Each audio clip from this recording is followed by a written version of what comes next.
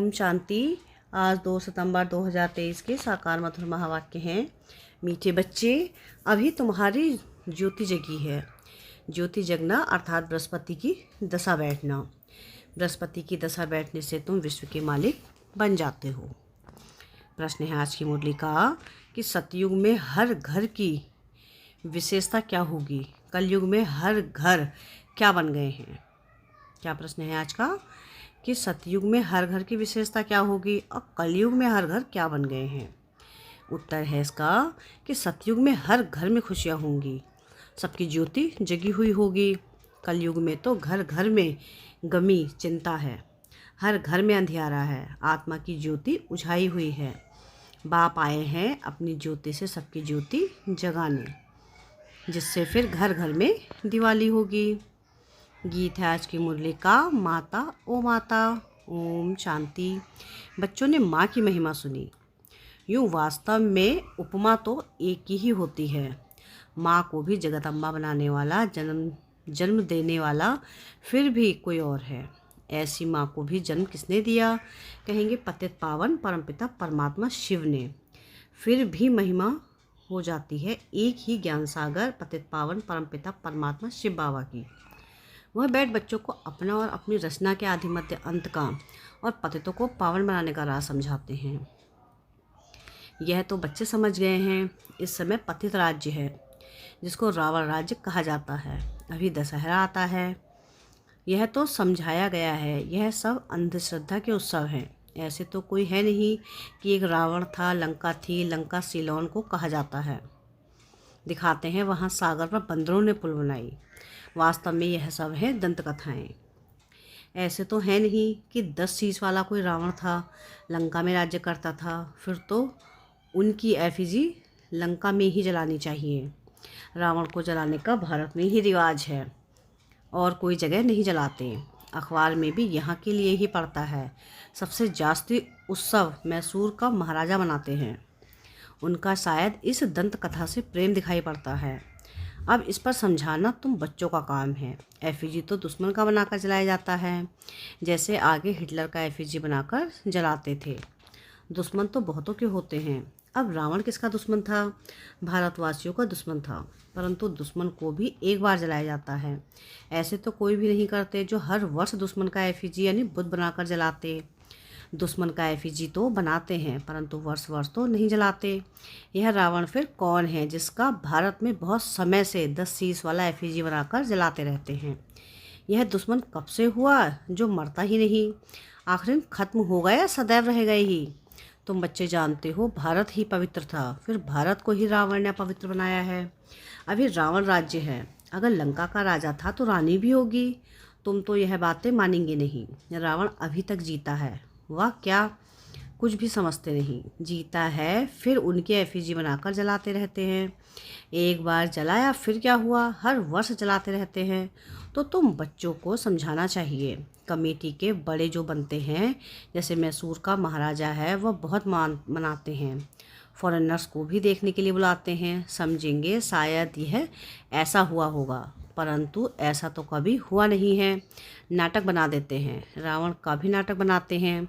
तो इस रावण की बात पर समझाना है। बड़ी ज़बरदस्त बात है।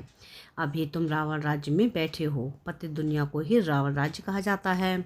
अभी राम राज्य और रावण राज्य का राज तुमको समझाया गया है। रावण 5 विकारों को कहा जाता है और कोई नहीं है। तुम समझ गए हो। रावण का राज्य अभी भारत में है। भारत में ही दशहरा, दीपमाला आदि बनाते हैं। तो समझाना पड़े, अगर रावण जीता है तो रावण राज्य ठहरा ना। रावण है पतित बनाने वाला। तुम जानते हो 5 विकार जो कि इस समय सर्वव्यापी हैं, उनको ही रावण कहा जाता है। रावण के चित्र तो आगे दशहरे में निकले थे। इसमें तिथि तारीख भी डालनी पड़े। इस समय पतित का विनाश और पावन की स्थापना होती है। तुम पतित से पावन बन रहे हो। पावन बन जाएंगे, फिर रावण संप्रदाय को आग लगेगी। रावण खत्म हो जाएगा, फिर सतयुग में कोई एफिजी नहीं बनानी पड़ेगी। सब पावन बन जाएंगे। आत्मा में सत्व प्रधानता की जब ताकत थी तो जागती ज्योत थी। पतित बनने से वह ज्योत उड़ा गई है। आत्मा ही पतित बनी है, उड़ने की ताकत नहीं है। 5 विकारों से आत्मा आयरन एज बन गई है। यह जरूर समझाना है। आत्मा को जागृत करने वाला एक बाप है। यह तो सब कहते हैं कि ज्योति स्वरूप परमपिता परमात्मा आएगा। अब ज्योति स्वरूप तो तुम आत्मा भी हो, परमपिता परमात्मा भी ज्योति स्वरूप है। तुम्हारी आत्मा की ज्योति बुझ गई है, बाकी जाकर जला सी रही है। मनुष्य मरते हैं तो रात दिन उनका दीवा जलाते हैं, दीवे की बहुत संभाल करते हैं। घृत खत्म हो जाता है फिर और डालते हैं। आत्माओं का भी ऐसे है। बाप आकर सबकी ज्ञान से ज्योति जलाते हैं। ज्योति जगी हुई है, कितना समय चलती है? वह तो रात को जलाते हैं फिर घृत डालते जाते हैं। तुम्हारी अब ज्योति जग रही है, जगते जगते फिर जग ही जाएगी। ज्योति बुझने में 5000 वर्ष लगता है, फिर बाप आकर घृत डालते हैं। तुम्हारी अब ज्योति जगी है, फिर धीरे धीरे कला कम होती जाएगी, ज्योति उझाई जाएगी। तुम जानते हो अभी हमारी ज्योति जगती है, फिर सतयुग में घर घर में सोच रहा होगा। भारत की ही बात है, अभी तो घर घर में अंधियारा है, खुशी है नहीं। तुम जानते हो सतयुग त्रेता में हम बहुत खुश थे और खुशी मनाते थे। सभी की ज्योति जगी हुई रहती है, फिर थोड़ी थोड़ी कमती होती जाती है। इस समय तो बिल्कुल उझाई हुई है, खाद पड़ी हुई है। बाप आकर फिर ज्ञान का घर डालते हैं, जिससे तुम जागती ज्योत बन जाते हो। तुम्हारे ज्ञान चक्षु खुल जाते हैं। तुम जानते हो अभी हमारी सारी काया खल्लास हो गई है। राहु का ग्रहण लग गया है। तुमको काला होने में कितना समय लगता है? शुरू से लेकर थोड़ा थोड़ा होते फिर माया का प्रवेश होने से तुम बहुत काले बन जाते हो। अभी तुम्हारे ऊपर राहु की दशा है, सबसे कड़ी है राहु की दशा। अभी फिर बृहस्पति की दशा बैठती है, क्योंकि अभी विश्व का मालिक बनने के लिए तुम बृहस्पति गुरु द्वारा पुरुषार्थ कर रहे हो। वह है अविनाशी गुरु। किसका? अविनाशी आत्माओं का। वह मनुष्य लोग आत्माओं का गुरु नहीं बनते हैं, वह मनुष्य का गुरु बनते हैं। अभी बाप तुम्हारी आत्माओं का गुरु आकर बने हैं। बृहस्पति परमपिता परमात्मा है, तुम समझते हो। अब हमारे ऊपर बृहस्पति की दशा है। स्वर्ग के मालिक तो बनेंगे, अविनाशी सुख रहता है, परंतु उसके लिए पुरुषार्थ अब करना है कि हम सुखधाम के महाराजा महारानी बने। पुरुषार्थ तो हर एक का अपना चलता है। यह है रुद्र यानी शिव की पाठशाला, वह है ज्ञान सागर। तुम उनकी पाठशाला में पढ़ रहे हो। शिव भगवान वाच है कि मैं तुमको राजयोग सिखलाता हूँ। अविनाशी आत्माओं का अविनाशी बाप मैं हूँ। एक है जिस्मानी बाप और एक है रूहानी बाप। दोनों कॉन्ट्रास्ट भी बताना है। रूहानी बाप कब मिलते हैं? जिसको भक्ति मार्ग में सभी रूहें याद करती हैं। जिस्मानी बाप तो है विनाशी, आत्माएं तो विनाशी नहीं होती हैं। तुम जानते हो कि हमारा जो लौकिक बाप है वह तो जन्म बाई जन्म हम बदलते आए। बाप बिगड़ तो बच्चे का जन्म हो नहीं सकता। तुम बच्चों को अब विशाल बुद्धि मिली है। तुम समझ सकते हो कि कब से हम 2 बाप वाले बनते हैं।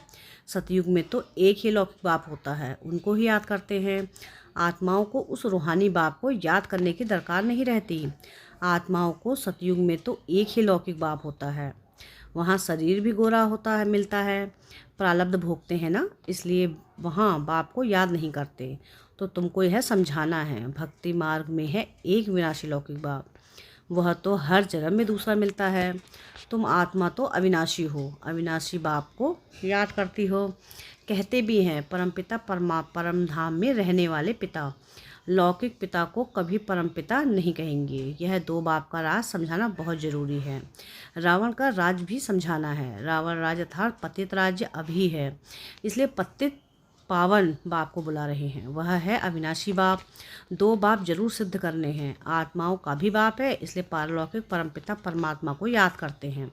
हर जन्म में लौकिक बाप और मिलता है, फिर भी उस रूहानी बाप को जरूर याद करते हैं। वह कभी बदलता नहीं। बाप भी कहते हैं बरोबर तुम मुझे याद करते थे। हे परमपिता परमात्मा, कब तक तुमको याद करना है? फिर बाप कब मिलता है? यह तुम अभी जान गए हो। जब भक्ति का अंत होता है तब भक्तों को फल देने बाप आते हैं। बाप ने समझाया है सभी भक्तों की बुद्धि मुक्ति जीवन मुक्ति देता हूँ। तुम जानते हो कि सतयुग में एक ही धर्म होता है, उसको वननेस कहेंगे। कहते हैं कि सभी मिलकर एक हो जाएं, परंतु सभी धर्म तो एक हो नहीं सकते। जब एक राज्य हो जाता है तो पवित्रता सुख शांति रहती है। भारत में राम राज्य था जरूर, अभी यह रावण राज्य है, इसलिए रावण को जलाते रहते हैं। तो दो बाप का राज समझाने में झट समझ जाएंगे। अविनाशी बाप तो जरूर है, नई दुनिया रचने वाला बाप एक ही है। नई दुनिया में बरोबर देवी देवताएं ही थे। फिर वही दुनिया नई से पुरानी होती है। नई दुनिया में कितने जन्म लेते, पुरानी दुनिया में कितने जन्म लेते, यह तुम जानते हो। ऐसे भी नहीं कि 84 जन्मों के आधा होने चाहिए। 42 जन्म पुरानी दुनिया में, 42 जन्म नई दुनिया में नहीं। भारतवासियों की आयु पहले 100 वर्ष, फिर 125 वर्ष थी। अभी तो 40-50 वर्ष ही मुश्किल चलती है। तो आधा आधा हो ना सके। 84 जन्मों का हिसाब तो चाहिए ना। बाप कहते हैं तुम्हारा 84 जन्मों का चक्र अब पूरा हुआ। तुम नहीं जानते हो, हम समझाते हैं। 84 जन्मों का राज सिवाय परमपिता परमात्मा के और कोई समझा ना सके। तुम बाप से सुनकर खुश होते हो और फिर नई दुनिया के लिए पुरुषार्थ करते हो। अब यह बच्चों को सिद्ध कर बताना है कि हम अभी बेहद के पारलौकिक बाप से बेहद का वर्षा ले रहे हैं। वह बाप आते ही हैं तब हैं जब स्वर्ग की स्थापना करते हैं। उनको कहा ही जाता है हेवनली गॉडफादर। जब नए घर की स्थापना होती है तब पुराने घर को तोड़ा जाता है। लिखा हुआ भी है कि स्थापना फिर विनाश। स्थापना जब पूरी हो जाएगी तब विनाश होगा। स्थापना करने वाला परमपिता परमात्मा इस ब्रह्मा द्वारा। यह भी बाबा ने समझाया है कि सूक्ष्म वतनवासी को तो प्रजापिता नहीं कहेंगे, वहाँ प्रजा होती नहीं। तो जरूर प्रजापिता ब्रह्मा यहाँ होगा, वही फिर अव्यक्त संपूर्ण बनेगा। वह तो है अव्यक्त, जरूर व्यक्ति भी चाहिए जो फिर अव्यक्त होना है। दोनों अभी दिखाई पड़ते हैं। प्रजापिता ब्रह्मा यहाँ भी है, सूक्ष्म वतन में भी है। प्रजापिता तो यहाँ चाहिए, जरूर प्रजापिता ब्रह्मा के बच्चे भी यहाँ ही हैं। प्रदर्शनी में दो बाप का राज समझाना है। कायदा तो है, एक एक को अलग अलग समझाया जाता है। अब वहाँ किसको कैसे समझाएंगे? समझाने के लिए तो एकांत चाहिए। वहाँ तो बहुत हंगामा होता है, यहाँ तो तुमको 1-1.5 घंटा लग जाता है।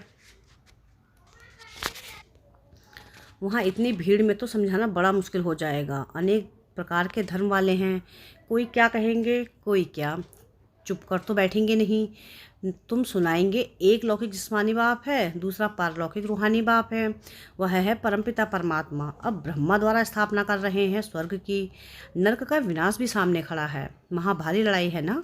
बरोबर यह राजयोग भी है, राजाई प्राप्त करने का कि गीता पाठशाला है। भगवान हुआ सभी को दो बाप हैं। श्री कृष्ण को सभी आत्माओं का बाप नहीं कहेंगे। आत्माओं का बाप परमपिता परमात्मा कहते हैं कि मामेकम याद करो। अच्छा, मीठे मीठे से किलधे बच्चों प्रति माता पिता बाप दादा का याद प्यार और गुड मॉर्निंग। रूहानी बाप की रूहानी बच्चों को नमस्ते। हम रूहानी बच्चों को की रूहानी बाप दादा को याद प्यार गुड मॉर्निंग और नमस्ते। शुक्रिया प्यारे बाबा, शुक्रिया। धारणा के लिए मुख्य सार है। सार की पहली पॉइंट है कि स्वयं में ज्ञान का घट डालते सदा जागती ज्योत रहना है। बाप की याद में रह राहु का ग्रहण उतार देना है। सेकंड पॉइंट है कि रूहानी और जिस्मानी दो बाप हैं। यह पहचान हर एक को देकर बेहद के वर्षे का अधिकारी बनाना है। वरदान है आज की मुरली का कि प्रवृत्ति में रहते एक बाप के साथ कंबाइंड रहने वाले देह के संबंधों से निवृत्त भव। प्रवृत्ति में अगर पवित्र प्रवृत्ति का पाठ बजाना है तो देह के संबंधों से निवृत्त रहो। मैं पुरुष हूँ, यह स्त्री है, यह भान स्वप्न में भी नहीं आना चाहिए। आत्मा भाई भाई है तो स्त्री पुरुष कहाँ से आए?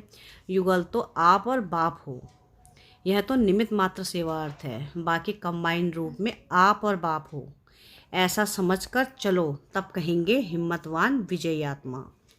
स्लोगन है आज की मुरली का कि सदा संतुष्ट और सदा खुश रहने वाले ही खुशनसीब तीव्र पुरुषार्थी हैं। क्या है स्लोगन आज का? कि सदा संतुष्ट और सदा खुश रहने वाले ही खुशनसीब तीव्र पुरुषार्थी हैं। अच्छा, ओम शांति।